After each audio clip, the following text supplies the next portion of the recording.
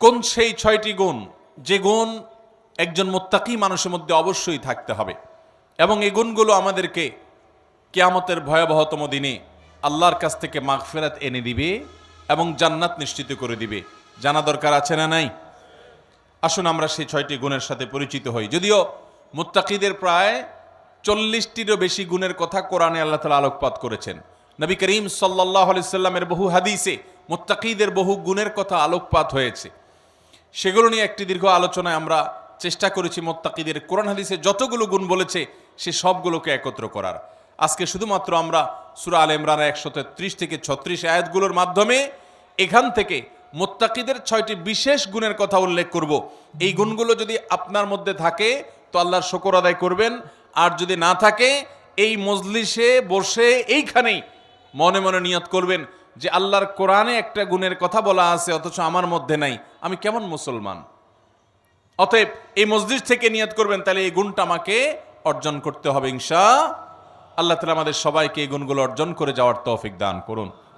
মোহতারাম হাজরিন, আল্লাহ রাব্বুল আলামিন বলেছেন ওয়াসারিউ ইলা মাগফিরাতিন মির রাব্বিকুম ওয়া জান্নাতিন আরদুহা কাআরদিস সামাওয়াতি ওয়াল আরদ। তোমরা আল্লাহর মাগফিরাতের দিকে দৌড়াও, প্রতিযোগিতা করো, অগ্রসর হও এবং জান্নাতের দিকে অগ্রসর হও, যে জান্নাতের প্রস্থ এই নবমণ্ডল এবং ভূমণ্ডল সমূহের যে দূরত্ব আছে এ দুইয়ের মধ্যে যত পার্থক্য আছে এরকম সেই জান্নাতের দিকে তোমরা দৌড়াও, প্রতিযোগিতা করো, সেদিকে অগ্রসর হও, মুসারাআ করো। আল্লাহর মাগফিরাত এবং জান্নাতের দিকে তোমরা অগ্রসর হও, সেদিকে অগ্রসর হও, সেদিকে আগাও। যেই জান্নাত আল্লাহ তৈরি করেছেন উইদ্দাত লিল মুত্তাকিন, মুত্তাকিদের জন্য। জান্নাত কাদের জন্য তৈরি হয়েছে ভাই? মুত্তাকিদের জন্য। নামে মাত্র মুসলমান, তাকওয়া তাহারাতের নামগন্ধ নাই, জান্নাত তাদের জন্য তৈরি হয় নাই ভাই। জান্নাত তৈরি হয়েছে আল্লাহর সেসব বান্দাদের জন্য যারা শুধু নামে মুসলমান না, যারা মুসলমানের মধ্যে আফার ক্লাসের মুসলমান, যারা মুত্তাকি। আল্লাহ তাআলা আমাদের সবাইকে মুত্তাকি হওয়ার তৌফিক দান করুন। ভাইরা আমার, মুত্তাকি হওয়ার চেষ্টা করব তো ইনশাআল্লাহ। আসুন মুত্তাকিদের বৈশিষ্ট্য জেনে নেই। কি তাদের বৈশিষ্ট্য?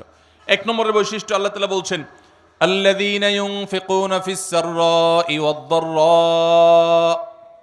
1 নম্বরের বৈশিষ্ট্য হলো তারা সুখে দুঃখে, যখন তাদের সচ্ছলতা থাকে তখন, আবার যখন টাকা পয়সার টানাটানি থাকে তখন, সব সময় তারা আল্লাহকে খুশি করার জন্য যে জায়গায় দান করলে আল্লাহ খুশি হবেন, ভালো কাজে, অসহায় মানুষের সেবায়, মসজিদ মাদ্রাসায়, কল্যাণমূলক কাজে, সাদকায়ে জারিয়ায়, যে কোনো ভালো কাজে আল্লাহকে খুশি করার জন্য দান করে।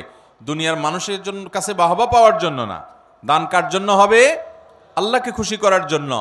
এমনকি আরশের নিচে ছায়া পাওয়া মানুষগুলোর মধ্যে থেকে 7 শ্রেণী মানুষের ভিতরে 1 শ্রেণী হলো যারা দান করে, এমনভাবে দান করে যে তারা এক হাতে দান করে, অন্য হাতও টের পায় না।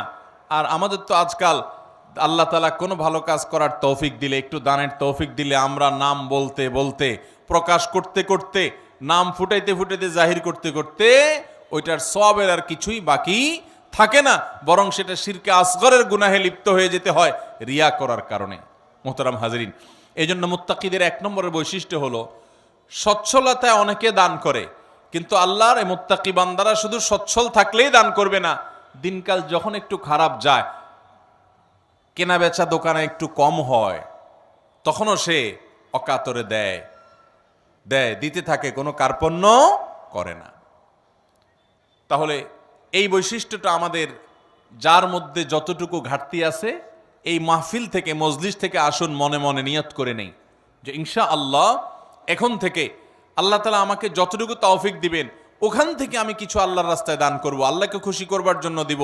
এবং যখন আমদানি ইনকাম অনেক ভালো তখনও দিব, যখন ইনকাম নাই, একেবারে টানাটানি আছে, ওখান থেকে একটু বাঁচিয়ে হলেও দিব। কারণ আল্লাহ তাআলা আমার দানের পরিমাণ দেখবেন না, আল্লাহ দেখবেন আমার সামর্থ্যের তুলনায় আমি কতটুকু করলাম। ঠিক না বে ঠিক?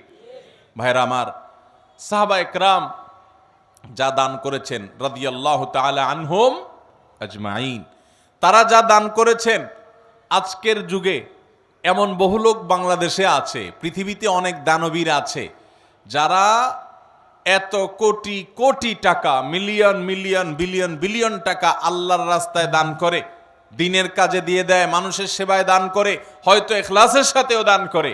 পরিমাণ এত বেশি যে সব সাহাবী মিলেও এত টাকা দান করার সুযোগ পান নাই। কথা বুঝেন নাই? সাহাবীদের যুগে এত সহায় সম্পদ তো ছিল না।